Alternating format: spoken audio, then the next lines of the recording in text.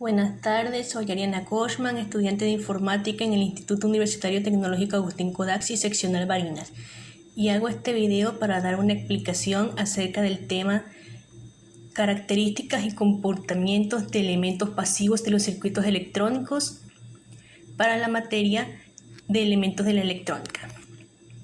Los elementos pasivos son aquellos componentes electrónicos que no requieren de alguna fuente externa de energía para su funcionamiento, y se les llama así porque no tienen la capacidad de amplificar una señal como lo hacen los componentes activos, como los transmisores o los diodos.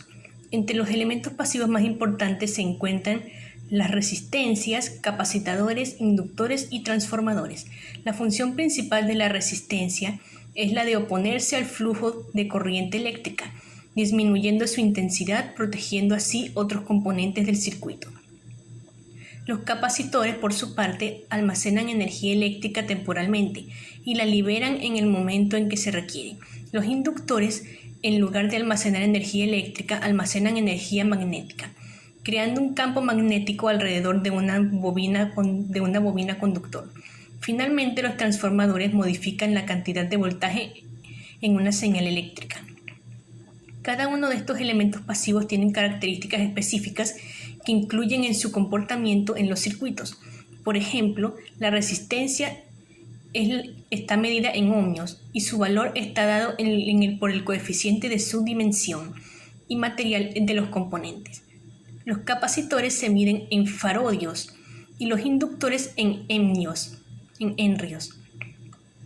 En cuanto al comportamiento de los elementos pasivos en los circuitos, es importante destacar que estos no pueden amplificar la señal eléctrica de entrada, sino que las transforman en alguna otra forma de energía. Por ejemplo, la resistencia convierte la energía eléctrica en energía térmica, mientras que el capacitador transforma la energía eléctrica en energía electrostática. Finalmente, la principal diferencia entre los elementos pasivos y los elementos activos en los circuitos electrónicos es que los elementos activos, como los transistores y diodos, tienen la capacidad de amplificar una señal eléctrica, mientras que los elementos pasivos no tienen esta capacidad.